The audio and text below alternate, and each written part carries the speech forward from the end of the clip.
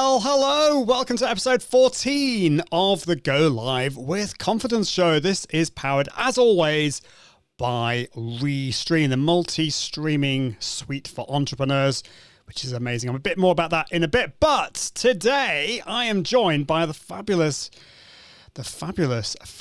Mike Vardy. We're going to be talking about live video, time management, and productivity tips and hacks and all that kind of thing. Just to also say, if you are joining us live, let us know where in the world you're watching from. Just put it in the comments where you're from and what your productivity tips are, because I'd love to know from you as well. But let's bring in Mike onto the show. Let's click the button. How are you doing, Mike? I'm doing great, Ian. Thanks for having me. We're really looking forward to this today. I'm looking forward to. Do you know, I had this kind of weird thing.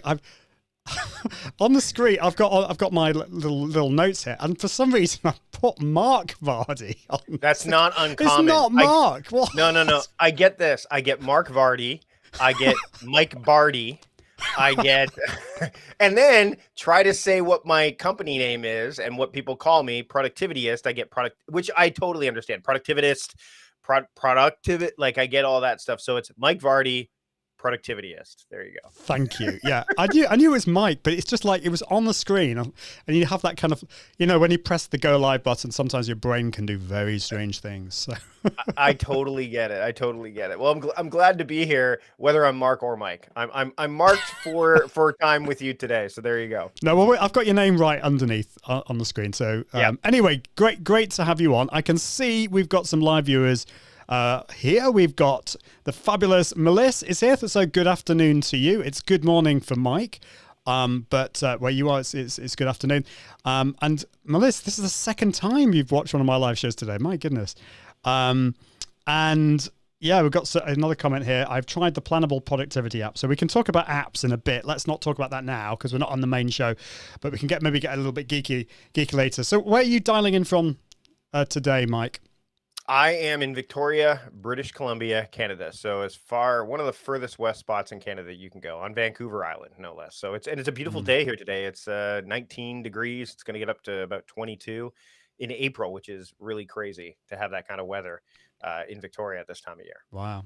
Yeah. Well, that's good. It's good. It's a beautiful part of the world. I've not been, but one of these years we were going to go to Canada last year, but something happened. I don't know what. Something prevented us from traveling last summer. Yeah, I think we've kind of been stuck here too. So the last time I've actually left Vancouver Island was the last time since I've been on the mainland was March, I think the 2nd of last year, because I did a live event, in-person live event in Vancouver. And I came back on the 2nd of March, and that was the last time I haven't left the island since. Wow. Now it's a big island, so don't worry, I'm not like stranded. Yeah. It's not like the Isles of Scilly, which is this kind of series of islands off England, which are tiny little things. So that would be slightly more. And there are small islands off of the main Vancouver Island. They have these Gulf Islands that are in between what they call the mainland. So where Vancouver is and where Victoria is, there are these smaller islands. But Vancouver Island is actually one of the largest islands on the planet. It's quite big. So yeah, it's a lot of people don't. And it's weird because Victoria is on Vancouver Island, but Vancouver is not. So that's another bit of trivia that throws people off. They're like,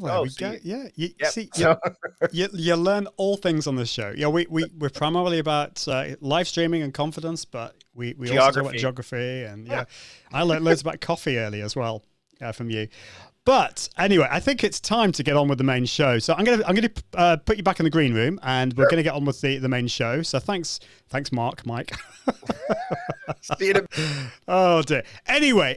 So just let me know if you're watching. Let me know where in the world you're watching from, and also what your productivity tips are. But we're gonna get on with the main show now. So we'll be with you just after this. Hello, my name's Ian Gray, and in this episode of the Go Live with Confidence show, I'm joined by the renowned productivity strategist, Mike Vardy, and we're going to be talking about live video time management and productivity tips and hacks. So, we'll be with you just after this. Want to boost your confidence in front of the camera so you can live stream more effectively and communicate with your audience? Get ready for the Go Live with Confidence show. Increase your confidence, improve your communication, and optimize your mindset so you can go live with confidence. This show is powered by Restream. And here's your host, Ian Anderson Gray. Well, hello. This is episode 14 of the Go Live with Confidence show, which is powered by Restream. This is the show that helps you increase your confidence, improve your communication, and optimize your mindset. We go live every single Tuesday. That's 5 p.m. in the UK. That's 12 noon Eastern. And I think it's 9 a.m. Pacific if my time zone stuff is going on well there. Anyway, we broadcast to loads of different destinations: Facebook, YouTube, LinkedIn, Twitch, Mixcloud, using the power of Restream. And as always, I'm using Restream Studio today. So it's a web app, runs completely in your browser. It means you can bring in lots of guests. You can actually have up to 9 guests on your show. I've only got 1 today. Mike is more than enough for the show. He's going to be sharing some amazing tips with us. But you can also highlight comments on the screen and put videos on and all this kind of stuff. So I can see live watching at the moment. We've got V Online is here. Great to see you. Saying hi, guys, watching on YouTube. Martin Buckland is here. Awesome to see you. Oh my, Victoria is so picturesque. Oh, I'd love to go. I'd definitely love to visit Victoria. We've also got Alec Darling. My goodness, for the second time today. I went live this morning for me. Watching from Gothenburg, Sweden for the second time today. And what else have we got? We've also got Melissa as well. So saying using the Plannable Productivity app as well. We've also got Expert Man is watching on Facebook, but for some reason you're not able to comment. So we'll look into that. I'm sorry about that. And we've also got who else have we got here? Let's have a look. Graydon Hammonds from Baton Rouge, and we've got live on YouTube and Facebook. Afternoon, Justin from the UK in Warrington, just round the corner from me. I'm just south of Manchester. And Katie Simpson is in the house. Great to see you, Katie. So thank you so much for commenting. Do get involved with everything. But I think it's time to bring in Mike. Just a little bit more about my guest today, Mike Vardy. He is a renowned productivity strategist. He's been featured on in Fast Company Inc. and Forbes, and he's taught productivity practices on Creative Live, Skillshare, and LinkedIn Learning. His podcast, The Productivity... Yes, I knew I'd get this modeled up. Productivityist podcast has been downloaded over 5 million times. So it's time to bring in Mike onto the show. How are you doing, Mike? I'm doing great, Ian. Thanks for having me. It's great to have you here. We need to have a little cheer at this point, I think, just to say thank you for joining us. So you're dialing in from Victoria in Canada, and you were saying the weather's very nice, and that makes us all very jealous. But let us know. So we've bumped into each other quite a few times over the years. I'm sure, like, social media marketing world is definitely one of those places in San Diego that we've bumped into each other. I'm trying to think whether it's elsewhere. I know you've been to the Philippines. I didn't go to the Philippines for Upreneur. I think we ran into each other at Upreneur too, maybe. Oh, that's right, in London. Yeah, in London. The first one, I think I was at the first one. But we definitely spent time together in San Diego at Social Media Marketing World. And I want to say you weren't at VidCon, were you? Not Vid Summit Live, were you? No, it's one of those places I'd like to go to, but I have not yet been. No. VidCon and Vid Summit Live are very different, so I wanted to make sure I drew the distinction. You get the right one. VidCon I took my daughter to when she was in grade 6, and she was absolutely in love with it because it was all the YouTubers. Vid Summit Live was very much strategy around video, so that might have been why I thought, hey, maybe we ran into each other there. But we've kept in touch through Janet Murray and through a whole bunch of other things over the past few years as well, considering we haven't really been able to go anywhere for the last little while. I know. And yeah, this we've actually probably spoken to each other more in the last year than we normally do. Which is kind of ironic. Yeah, it is.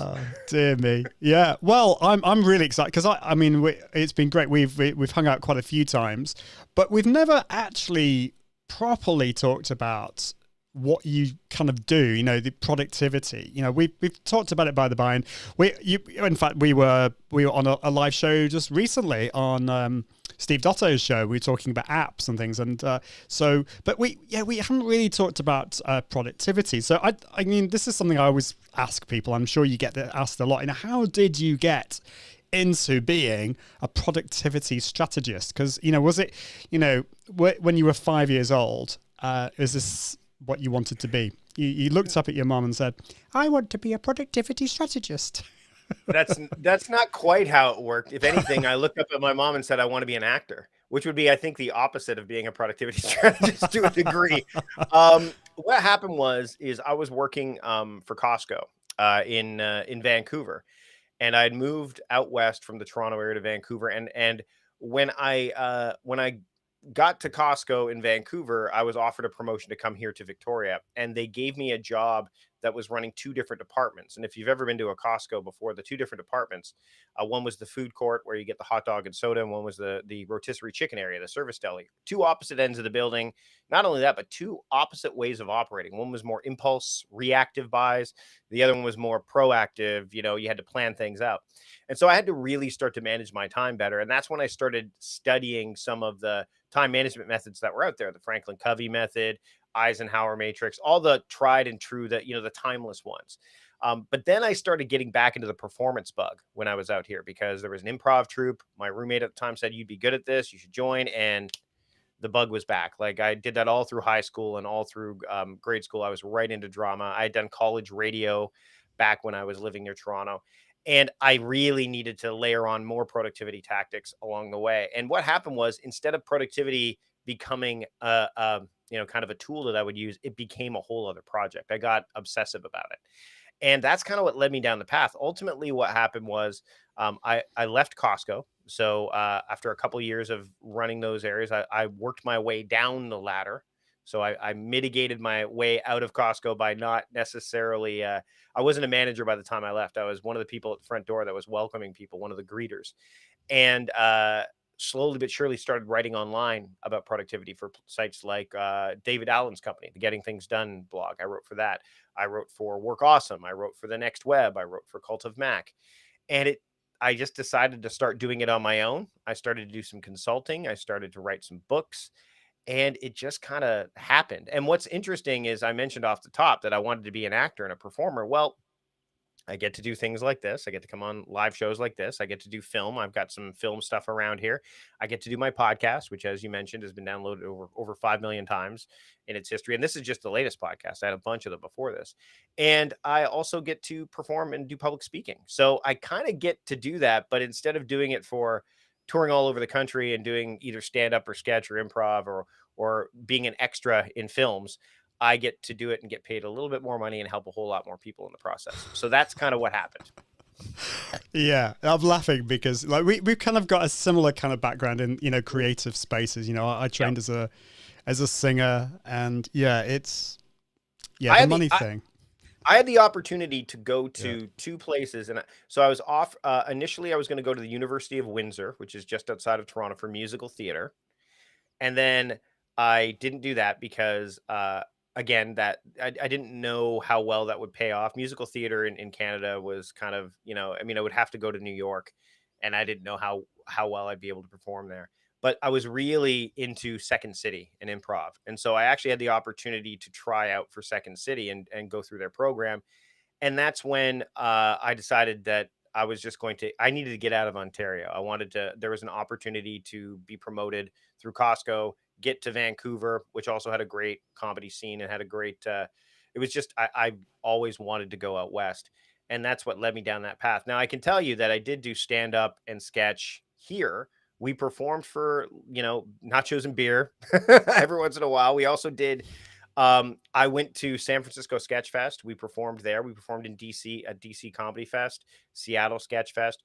We did quite well, but, and I even did stand up. But there came a point once we had kids where it's like, okay, do I want to be on the road? Do I want to be doing this? Do we want to just eke out a living, or do we want to actually be able to have that freedom that I want, but also be able to kind of do the creative endeavors in my own way that would still, again, help a lot of people, but also pay the bills. And I found it, and it kind of worked out quite well, especially considering, Ian, that I started with productivity. When I first started doing it, I was doing like a Stephen Colbert-esque take on it. I was pretending to be this, I was satirizing it because productivity hacks were all the rage. They actually called it productivity porn because there were so much out there. There was all these life hacks, and there was one article where Lifehacker put out there and they said, if you want to keep your hamburger bun from getting soggy, put lettuce underneath the beef to get. And I'm like, you're calling that a life hack?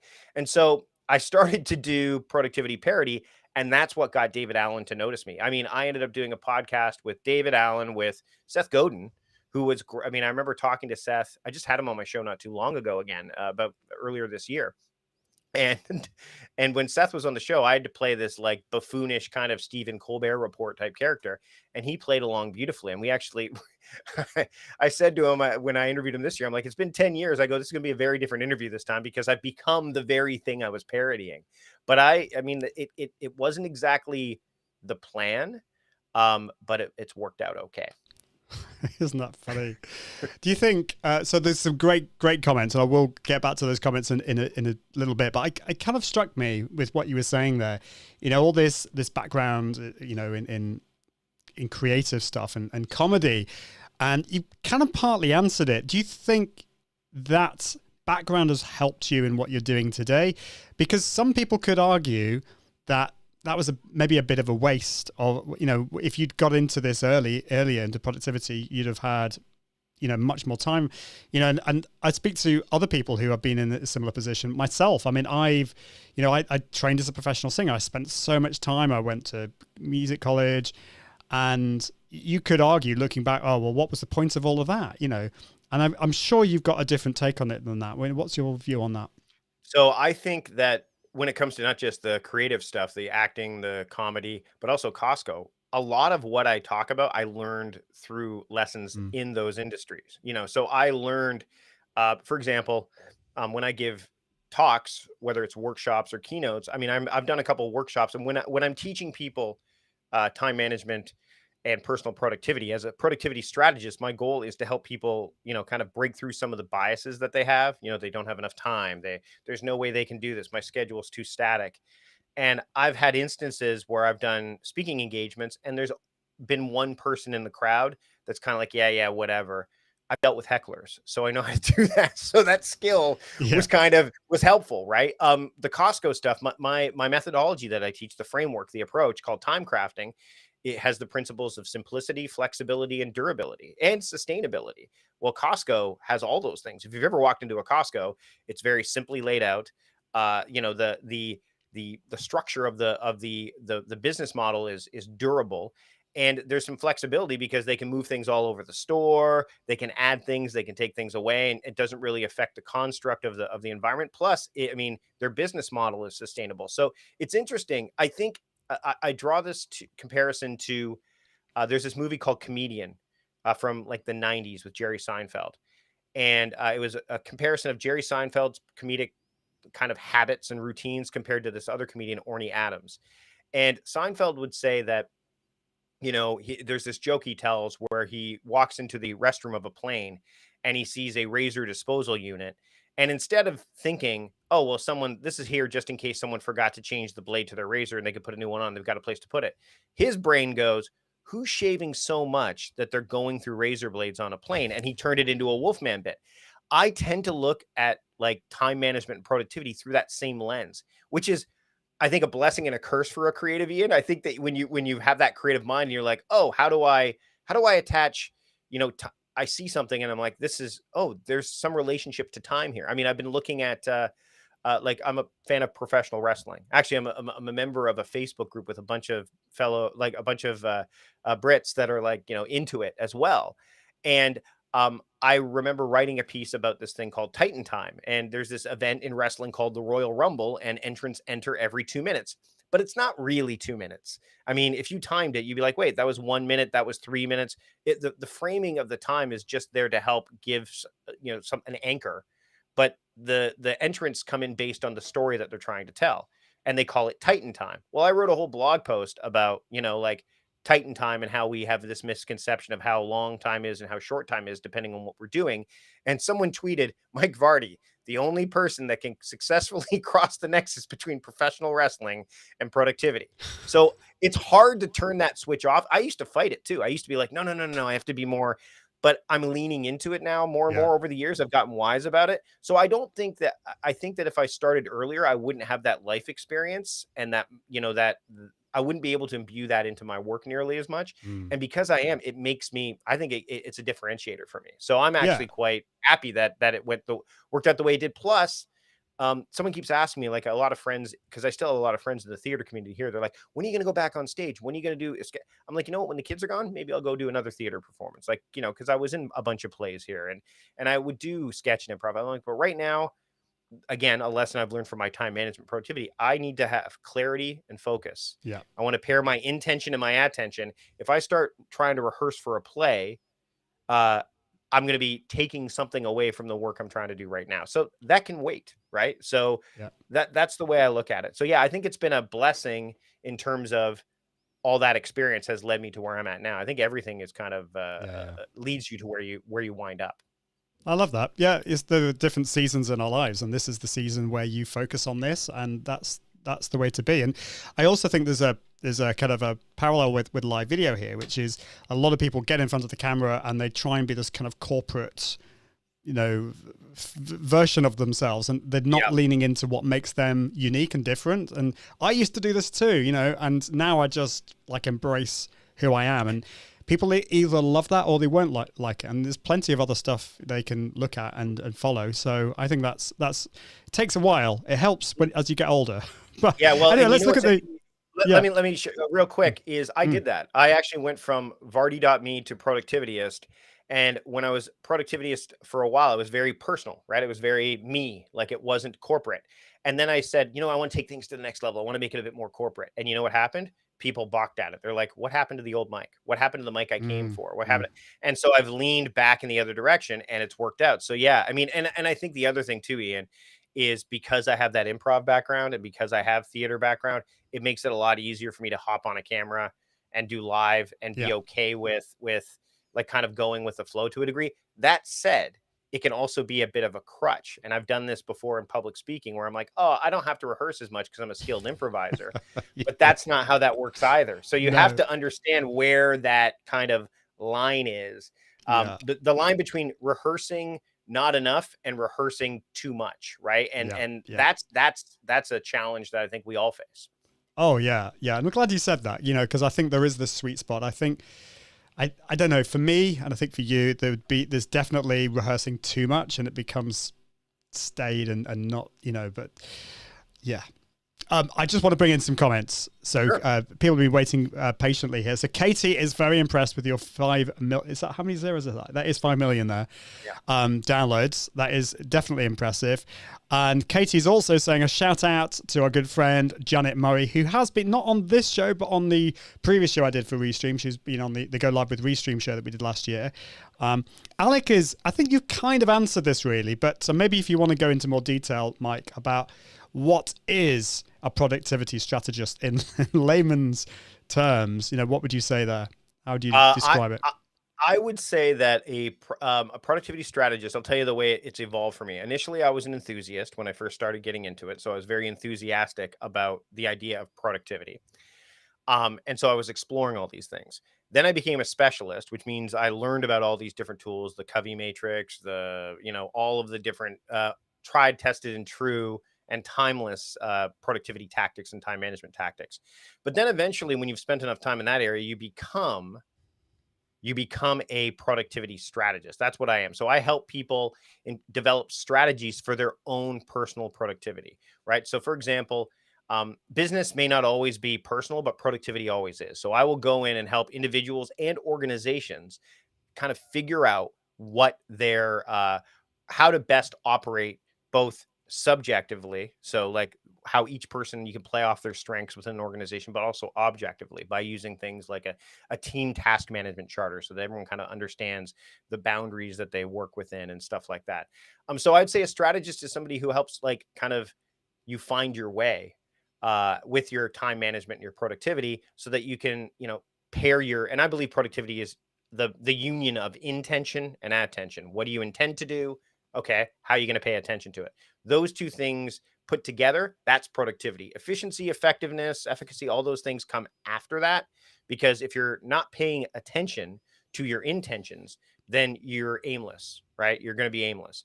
If you are if you are not, if you have all the attention, or sorry, if you have you could have all this intention, but if you're not paying attention to it, then it's directionless, right? So my job is to kind of create that union for people, and that's what I do. So I would say a productivity strategist is kind of somebody who helps people figure out how they can be their most productive, not just in terms of work, but in life, and have that balance that they're looking for.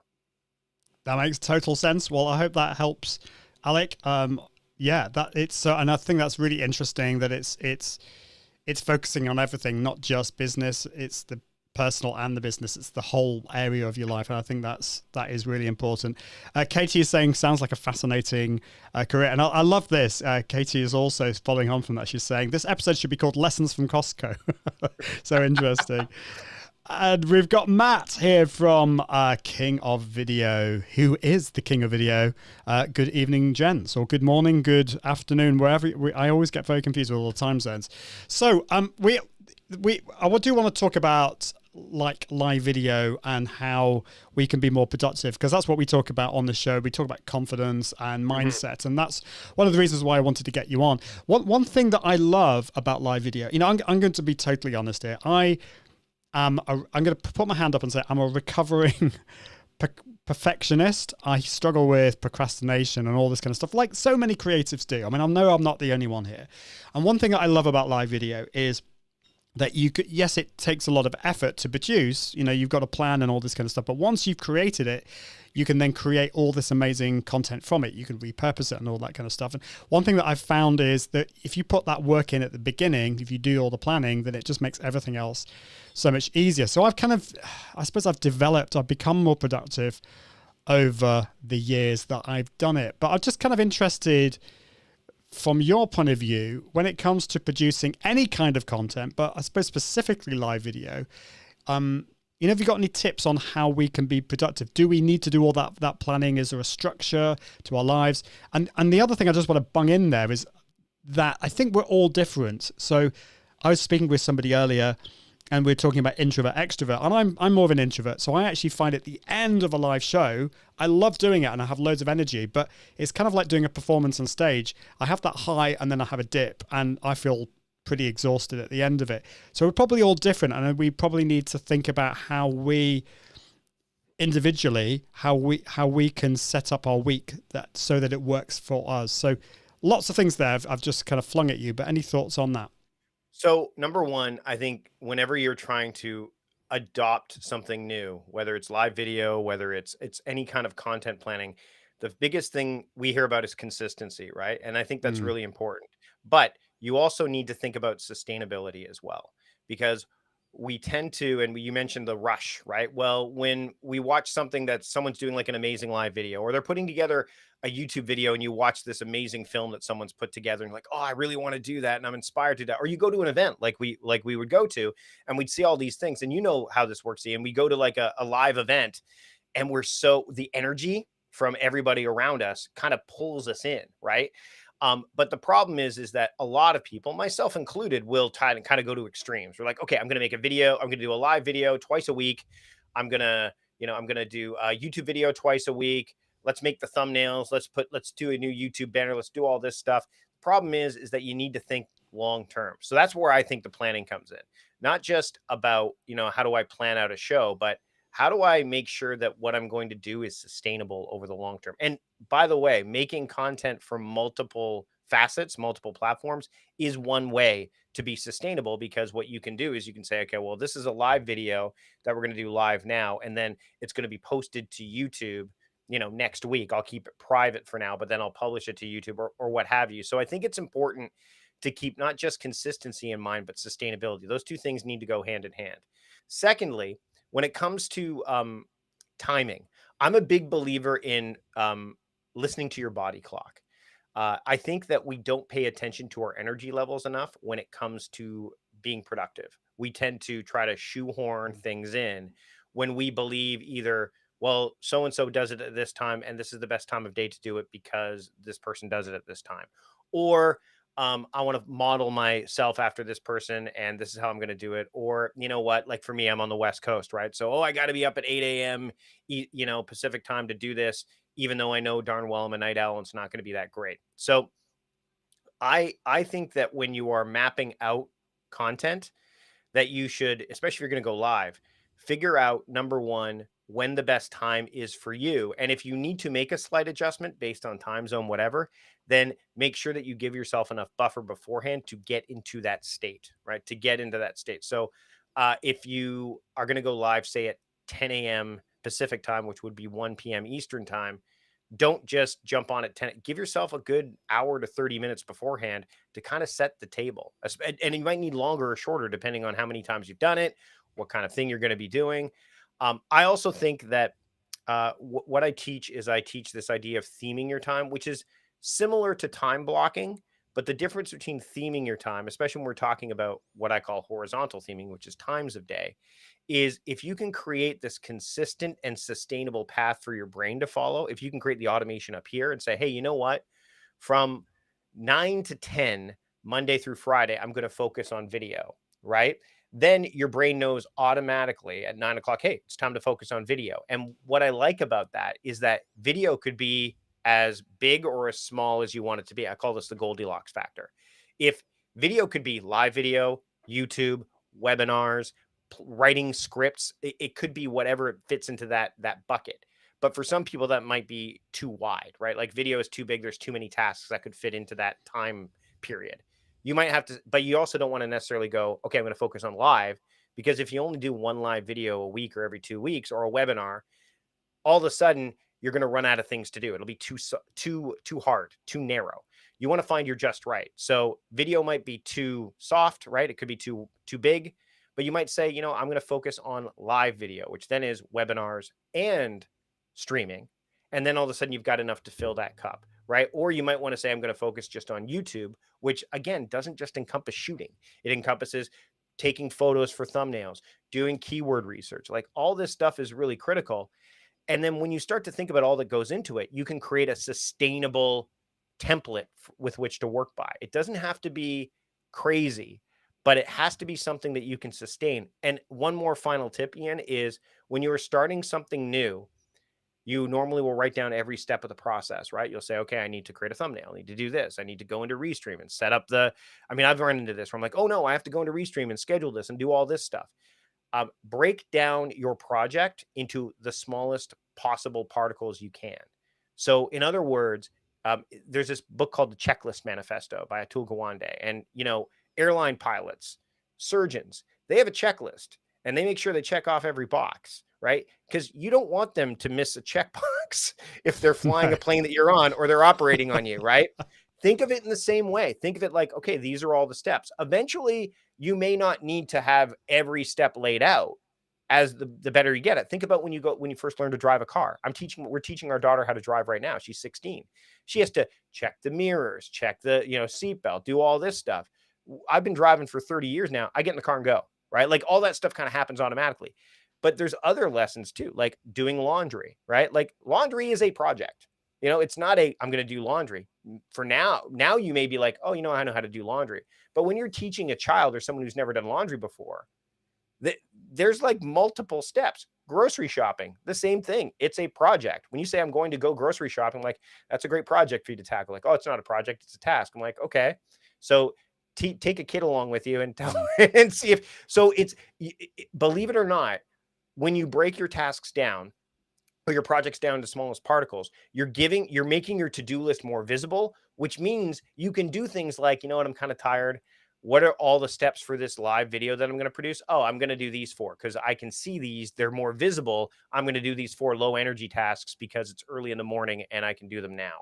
So don't think that when you break a project down into smaller particles that your to-do list is getting longer. It's not. It's just getting more visible. So these are the biases that I don't have time to write things down. Oh, I'll just do it. Yeah, but if you miss a step, it could be a critical step that you miss, right? So all of those things kind of can help you with whatever content you're trying to create. But I've noticed, because I've only really started to do live video more and more, I need to have those steps laid out. And by laying those steps out, I'm not missing a beat. I know, okay, well, I need to set this up in Restream. Okay, I need to make sure that I have the countdown set up. I need to make sure I do this and this and this.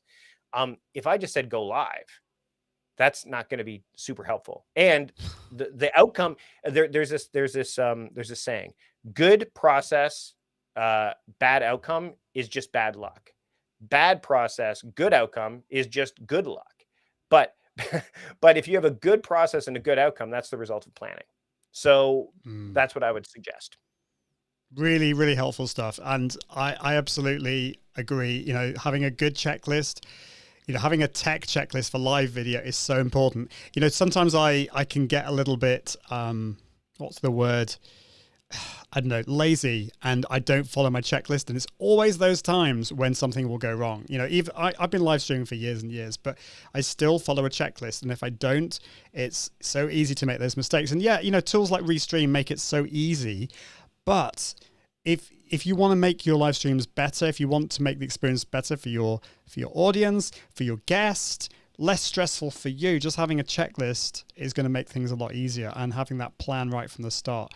And there's another quick thing too. If you have the checklist and you want to bring somebody on to do it for you, you already have the standard operating procedure. So now you can delegate it, right? So think about it this way: you're future-proofing it, not just for yourself, but down the with my podcast. I used to edit my own podcasts.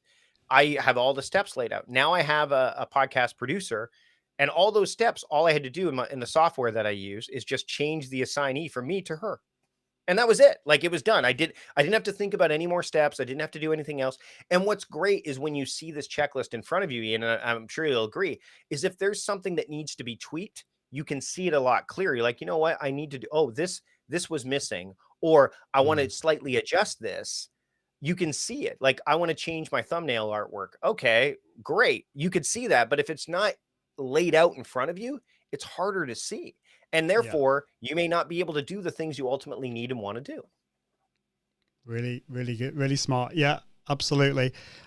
We knew this question was going to be asked. I was going to ask it, but I'm going to let Katie ask this question, which is, come on the screen. What time management software does Mike recommend? So I suppose we should talk about. There are different types of, and this is where Mike gets excited. But we should probably talk about there are different types of software out there. There's time management, there's project management software, there's notes software. What? So, okay. Yeah, answer Katie's question, but if you could distinguish between the different ones. First off, like anything else, when someone asks me that question, I say, I don't know. And they're like, what do you mean you don't know? I'm like, well, I don't know. Are you an iOS user? Are you an Android user? Are you a Windows, Mac? Do you work with teams, or are you on your own? Do you want to be able to work with teams? Do you like to look at your tasks in a list-based fashion, in a calendar-based fashion, or in a board? So there's lots of different tools out there that will facilitate that. So it's important to know, when you're figuring this out, what your needs are, because what you want to find is a tool that's as simple as you need it to be, but as powerful as you want it to be, and vice versa, right? Because you want to be able to adopt it fairly quickly, but you want to be able to have it scale with you, right? So when Steve Dotto and I, who we mentioned earlier, we talked about how we both appeared on his app Wednesday, where we had to choose free apps, which I believe you won, Ian. Did you not? Anyway, I did. Yeah. So anyway, I like to use this SOS acronym, which is SOS is help. So it's like simplicity, obviousness. So how obvious is it that this is what this tool is for, and how obvious is it to find things in it, and also scalability. And that's the key, right? Like, will it grow with you? So I'll give you a few examples, but ultimately, when you go into a tool, it's going to be garbage in, garbage out. So if you don't have a proper framework that you could take from tool to tool, or even from analog, because a lot of people love using bullet journals and paper planners, if you can't transfer from paper to digital and back very easily, then that's going to be a problem too, because you may not necessarily have access to a tool at one point in time, or you might be out for a walk and you're like, okay, I want to write this down. How do I write it down and then make sure I can get it into my task management or time management app or project management app fairly quickly and with less friction and more flow. So I'll give you some examples that I like. If we're going to start with the simplest and the one that's best suited for individuals or small teams, and I'm talking about, it could be used on any platform. It has the mobile app is fantastic. There's one called Todoist, so Todoist, and it's also inexpensive. So that's the other thing. Most free time management programs are not going to scale very well for you. So I think it's like $35 a year for Todoist, which is ridiculously cheap. And your time is definitely worth something like that. So what I like about that is it's very clean. You can do lists or you can do boards like Kanban or Agile boards, which I like personally for creative work. I like the moving of things from column to column when I'm doing some kind of content creation, because there's different phases of content, right? Like pre-production, production, post-production, as an example, or ideation, pre-production, production, post-production. So we use that for my podcast. We use that for YouTube videos, all that stuff. So I would say Todoist, if you're a small team or you're just an individual and you may want to invite people in every once in a while, that's the one I would choose if that's the case. If you're a larger team, there's a couple of options. I've used Asana for years, ASANA, but I've found recently over the past, I'd say, a couple of years, that they are definitely leaning more towards enterprise. So the higher, your Airbnb, Uber, they're all using it, I believe. And I think their support for smaller creators is waning. But there's another tool that's come up kind of in between and said, oh, well, we're going to support you. And it's called ClickUp, which I know Ian was mentioned during our free app showdown. Yeah. It's free. You get a lot for free, but once you pay for it, it's, number one, it's less expensive than Asana per user, I believe. But also it has a variety of different views. You can view in your calendar. You could view it as a board. You could view it in Gantt chart. So if you want to use timelines, it can be a little unwieldy because it can be a bit overwhelming for people who've never used it before. But I think it fits nicely in the task management, project management ecosystem. And if I was starting from scratch, I'm actually moving over to it right now. Ask Evie, who is, she's got a channel here. I don't know if you followed her, Yvonne Hyman, but she's actually helping me move from Asana to ClickUp. And my team and I are in love with ClickUp versus Asana at this point. So I would choose, if those are the two options and you don't have any restrictions in terms of the workspace you're in, or you're like, I want to work with a team and I want to be able to add more people, I would say ClickUp would be the one I use. In terms of note-taking apps and stuff and calendar apps, I consider them to all be part of a larger ecosystem. So a note-taking app is not the same as a task management app, but you want to be able to have them talk to each other in some way, shape, or form. Email management is another one. Same thing with a calendar app. Like, I don't believe that your calendar and your task management app are one and the same. They should talk to each other. In fact, one metaphor I use is like, if the calendar is the directory of your days and the to-do list is the details of your days, right? So the calendar will say, hey, it's video time. And then you go to ClickUp and go, what have I tagged video? Oh, or where's the video project? Oh, here they all are. So it's about creating this this tether or this link between them that you do, not necessarily you set up automations through Zapier or anything crazy like that. Like something that you do so that it doesn't necessarily break unless you break, because I don't necessarily trust automations all the time because apps change all the time. So if we're talking strictly to-do lists, task management, project management, I would say Todoist and ClickUp are probably your best bets in terms of simplicity, the obvious levels that they have in there, and then also scalability.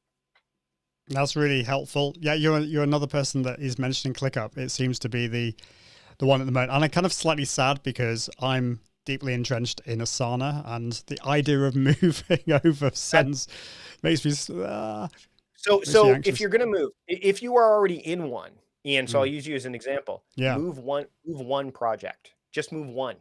Mm-hmm. So move one and see. So that's what we did. Yvonne had me move my podcast because it was the one that involved the most people, but also was like, we weren't going to overwhelm everybody in the process. And then I asked my team, I'm like, what do you think? And they're like, oh, I love this. Because you can have, we've set it up so that it's brilliant for my producer and for my team to kind of go through things. There's custom fields, there's all this stuff.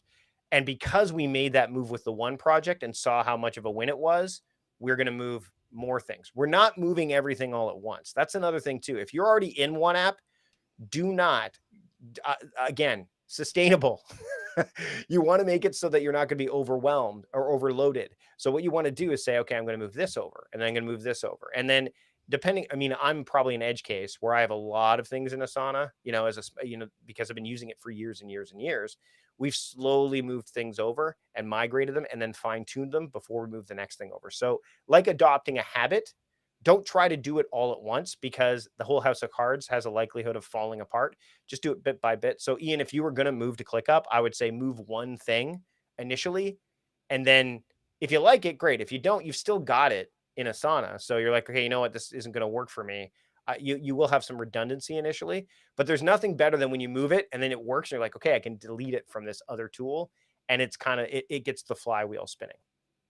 Yeah, that makes sense. And I think, this is not saying you have to move to anything, there's, No. I mean, I'm at the moment, I'm perfectly happy with Asana, but I think it's always good to maybe have an alternative just in case, in case Asana changes things and I have Acquisitions. to move. So, Acquisitions. yeah. Look at Trello. Trello was a great example. Trello got acquired by Atlassian.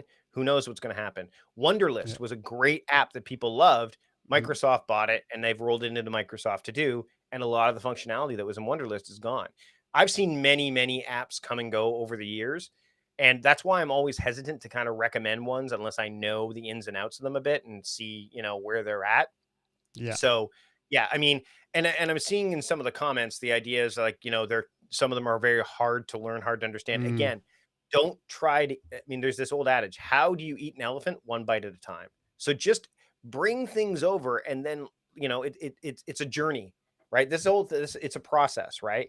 It's not like I have to have it all locked down before I move over. Bring it over, use just whatever, use due dates, use tagging, use all that stuff, and then say, hey, you know what? I could use this I want to have this field in here. Let me use that.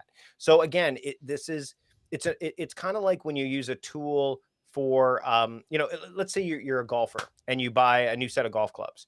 It's going to take you a while to get used to how those golf clubs are going to work with your swing, all that stuff, versus the old golf clubs you used to use.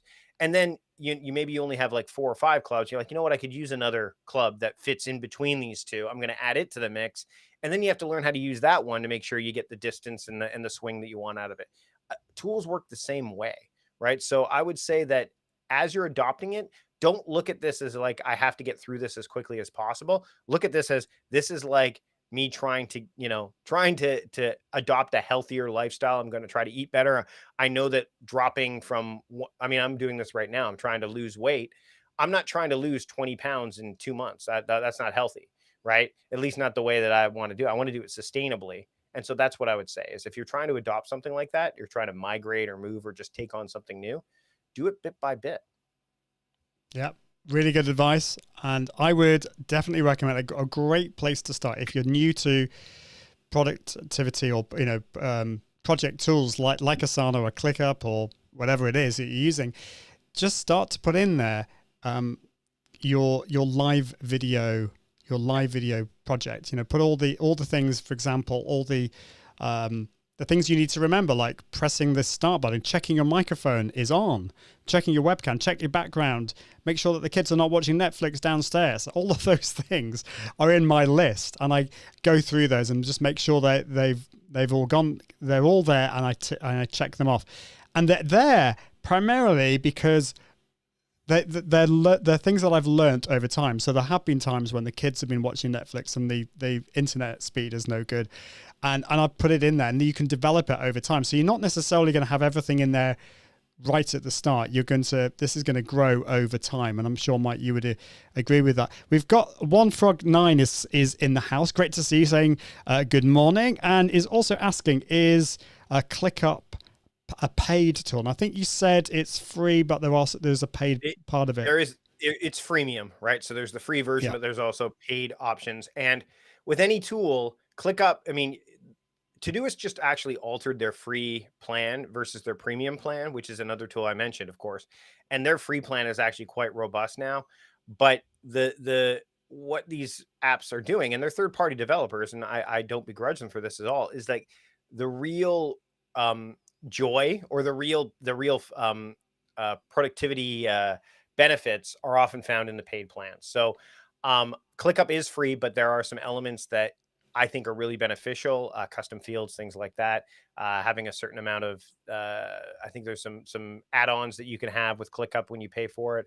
Um, so yes, and Todoist is free too. I mean, but I'm a big believer in paying for apps if you can afford it, because if you don't pay for third-party developer apps, then what happens is you're going to get whatever Google or Apple or Microsoft give you, and that means that there won't be necessarily as many options that you would want to have. You won't be able to shape the products or the software nearly as much as, Yeah. say, and that's why I'm a big believer in third-party developers. And again, when I mention a tool like Todoist or ClickUp, they've been around for a while. So Yeah. and they've got money. So it's not like they're going anywhere anytime soon.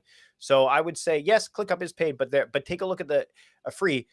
If you're going to start out with it, absolutely use the free. But then, maybe over time, if you're getting enough out of the tool and your time's worth it, you might want to throw them a little bit of money to get the Yep. added benefit, but also make sure they stay in business.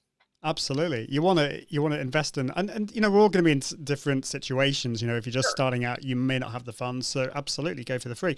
Same with Restream. Restream offers a free plan, which is really, you can do loads and loads of good stuff with it. But obviously there are paid plans. And if you are in a position to, if you want more of those features, or if you're in the position to do that, then obviously you've got those plans there, which is really cool. Alec Dorling is saying, what's Alex saying?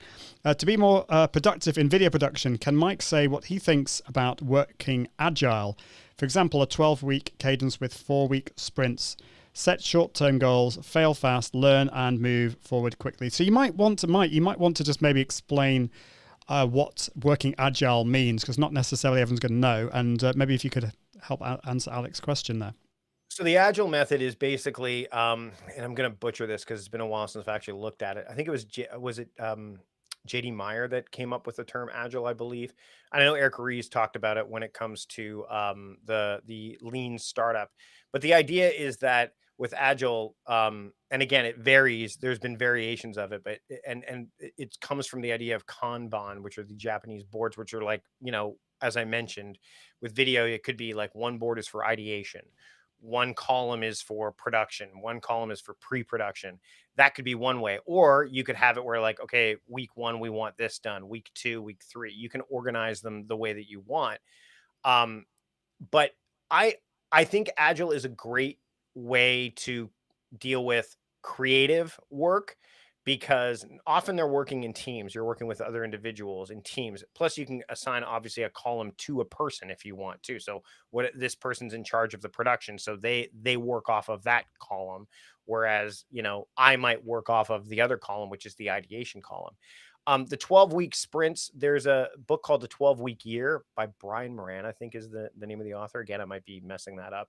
But that's an idea of taking your entire year and condensing it down to, like, looking at every 12 weeks as a year, right? And then trying to hit those goals over a 12-week period as opposed to over a 52-week period.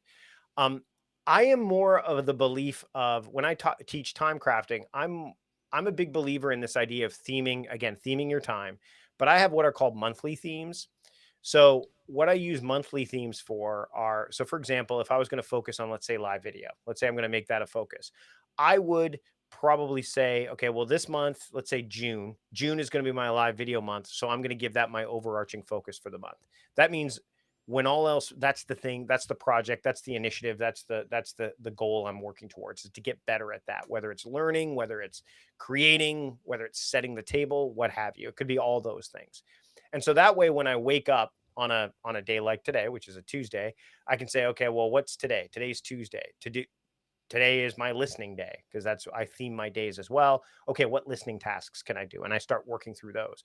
I don't really look at due dates nearly as much as I look at what I call attention dates, because I want to make sure I'm ahead of the curve. But if I think about it, I'm like, oh, it's listening day. Oh, I'm run out of listening tasks. Or now I want to focus on my monthly theme. Oh, my monthly theme is live video. Okay, what are all the live video things I can do? Because I think you can accomplish a lot in 30 days, and you can at least get the flywheel spinning. So whenever I've tried to do, like, YouTube, for example, I'll give it an overarching focus for a month, and then it will still happen in the background, but I don't need to give it as much effort because I've started the habit. I've got my schedule in place. I've mapped out all my ideas. So that's how I look at it in terms of time crafting. And by the way, you can, if you want to adopt that 12-week, kind of set goals, have a sustained stretch of time, you can make the theme for a month go for 2 or 3 months. So I could make live video like June, July, and August if I want, right? You don't have to have a different theme for every single month. But that's my approach to it, as opposed to, the idea of short-term goals. Short-term goals I use for, weekly sprints, for example. Failing fast. I think that for me, we tend to live in this, and maybe it's because I've studied productivity for over a decade now. The idea of live for today because tomorrow's not guaranteed is a noble idea. But I think what happens is it puts people in this position that I better do everything today, because if I don't get it done today, then it's not guaranteed. I think and you end up being overwhelmed. I think people, there's that quote, I think Bill Gates said, we tend to underestimate what we can do in 10 years and overestimate what we can do in a day or a year or whatever. I think the same thing happens to a day. So I like to think of things as sustainable, things that you can maintain over the long haul, as opposed to I'm going to really dig in hard and get this thing done and running as quickly as possible, because most people I work with already have a lot going on, and to try to add something else to that that's intense, it's very hard for them to sustain it. So that's the way I look at it. No, that's great advice. Thank you for that. One Frog 9 is saying so this is back to the checklist thing, saying, LOL, making sure the Restream chat doesn't need me to re-log in. And I've had that, there's certain things that you only realize at the last minute, just before you press that go live button, and you've noticed, I've forgotten to do that. So that's very true. Shannon's saying good idea. I'm not sure what that was referring to, but thank you, Shannon. Now, this is interesting from Alex. So we've been talking a lot about, I think we've been talking about productivity, but I think Alec makes a point here. He says, I don't think use of checklists is a productivity hack. I think it is a QA, a quality assurance mechanism to ensure quality, to make sure you haven't forgotten anything. I wouldn't call it productivity necessarily. And he goes on to say, productivity describes various measures of the efficiency of production. So any thoughts on that? And how would you define productivity when it comes to this? I still am, again, strongly, I don't disagree with what Alex saying, because I think that in that kind of definition incites action, especially in an objective scale. If you're working for a business, or you're working in an organization where they need to have a unified understanding of what productivity is. But the problem with that to a degree is people get confused about efficiency, in that they want to get things done as quickly as possible and check off as many boxes as possible, as opposed to making sure that they're doing the right things. So it's human error often. So I'm not saying, Alec, that you're wrong. I think what happens is people because there's so many things that people are asked to do, not just in content creation or just in life in general, that they are trying to get as much done as possible in a day because that's a productive day. It's the same thing that when people say, I got my email to inbox 0 today, right? Like, I got my email down to 0. What a productive day. And then I'm like, well, what else did you do? And they're like, well, no, don't you understand? I had 363 emails and I got down to 0. I'm like, yeah, but is that your job? Is your job just to answer emails? I don't think that's a true measuring stick. So you have to know what you're measuring, number one. And, there's that quote, you can't manage what you don't measure. But at its most human element, being productive is, what do I intend to do? What is our intention, or what is my intention? Okay, how am I going to pay attention to that? Because when you have those things intersect, then you will get efficient. You will be effective because your intentions are married to your attention. And in terms of the checklist, it's interesting because, again, I've said before, business isn't always personal, but productivity always is. Checklists are definitely a form of quality assurance, but most people don't think about making checklists because they just write down I've got to do laundry, I've got to make this video, and they don't break it down into their smallest particles. And those checklists actually help them be more productive.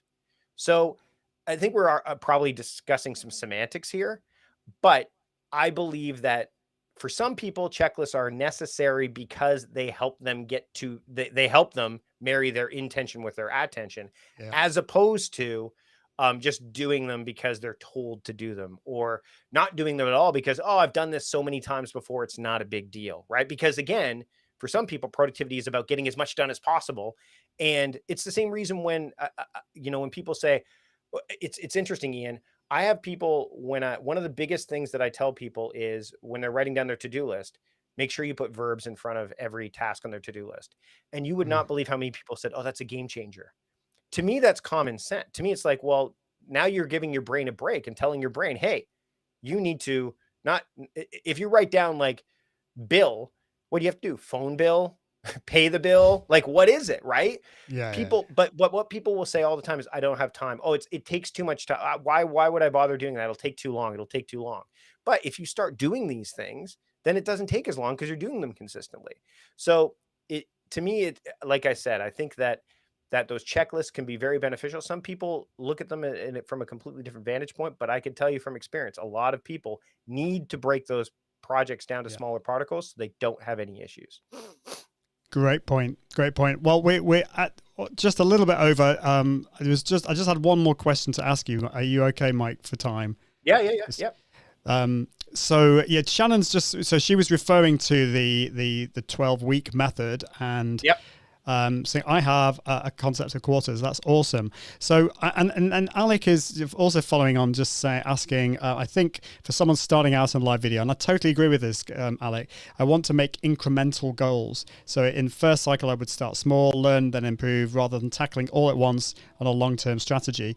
I don't know. I think a long-term strategy is important, but you need to get there maybe slowly. So start off with getting the simple stuff first and build that over time. And of course, the long-term strategy, I would say, is, it's fluid, it's flexible, it's going to change over time. But Mike, I just wanted to ask you finally, if we are just starting out with live video, or we're doing it for a while, what would be your kind of main things you'd focus on first? I love your idea of theming the day, theming day in the week, for example. This is going to be my live video down. This is what I'm focusing on today. Is there anything else, or maybe you can expand on that? And what would you say if you were working with one of us on our productivity when it comes to particularly producing live video? Where would you start?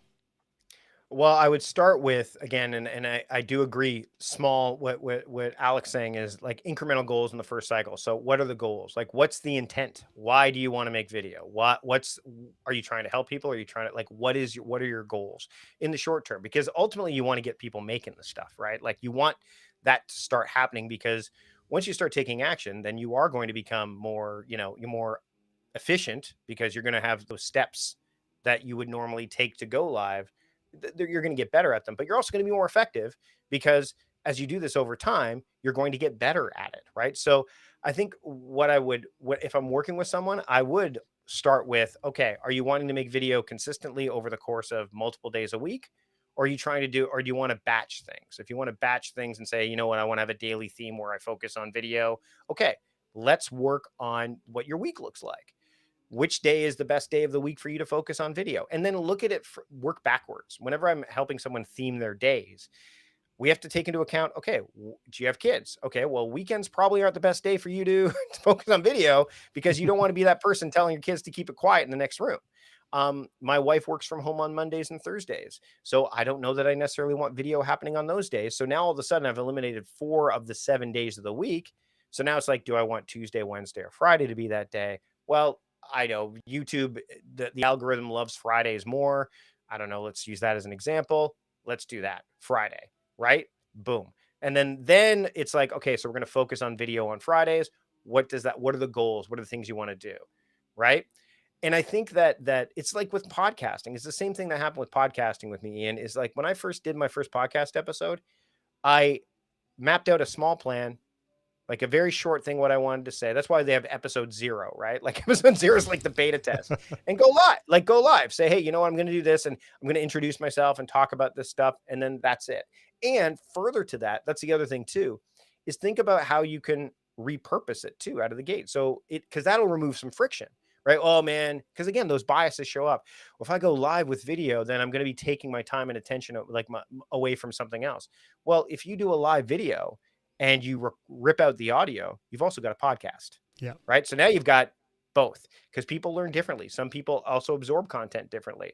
Some people are going to watch this on YouTube. Some people are going to listen to this on audio. And that's what I started doing with my podcast. I said, you know what, we're going to do video, then we're going to rip out the audio. If you want to watch it on YouTube, you can. Or if you want to go live, we do it live and then we rip it out. We've done that too. So I think that, getting started is key. But then making sure you can do it sustainably is what I would work with. And again, I think what people tend to do is they tend to go way too far in one direction because they get super enthusiastic. And I want to kind of rein them in a bit so that they can do something that gets them, more than a month of video before they burn out. Right. So that's what I would do. And again, if they're going to do video multiple times per week, then I would say, well, then let's maybe not make a video day. Let's make a video block of time. And then I would say, well, if you're going live, let's take a look at the parameters. Do you want to go live when you think most people are going to be on, or do you want to go live when you feel that you are at your best energy, or do you want to find a nice, happy compromise between the two? That's how I would do it. Yeah, and that sustainability is so important, because you know, if you keep going at a time that's not comfortable for you, you're going to get burnt out, and we don't want that. Well, that's really helpful information. I love this from Alec. Congratulations, Alec. First goal to hit the go live button. First sprint cycle met. That's the biggest. Getting started is the hard bit. And he also says, highly efficient and effective. No procrastination. I think that's what we all want. No procrastination. I mean, we often are the people that get in our own way, right? And there's lots of reasons why to this day, like whether it's writing a book, whether it's doing video, whether it's making a podcast, whether it's, whatever it is, we're the one I think the other thing is the ego gets in the way too. So check your ego at the door. The ego is going to keep you from doing, there's that primitive part of your brain that just wants to survive. You want to do things that'll make you thrive. So hitting that go button and go live, and it's the best way to get started. And then from there, you've already taken the first step, and then you can course correct. Because you've seen videos. If you go watch Gary Vaynerchuk's first ever video on YouTube, go watch some of the early videos from people that you admire, and you'll be like, oh my goodness. I'm like, yeah, we all start there. Everybody does. And then you'll just get better the more again, do it consistently, find a way to be sustainable with it, and you're gonna get to where you want to go. Exactly. So true. And I think live video is the perfect medium for procrastinators and perfectionists, because it's never going to be perfect. And once you've launched it, you can create all this other content from it. It's wonderful. That's probably one of the reasons why I love live video.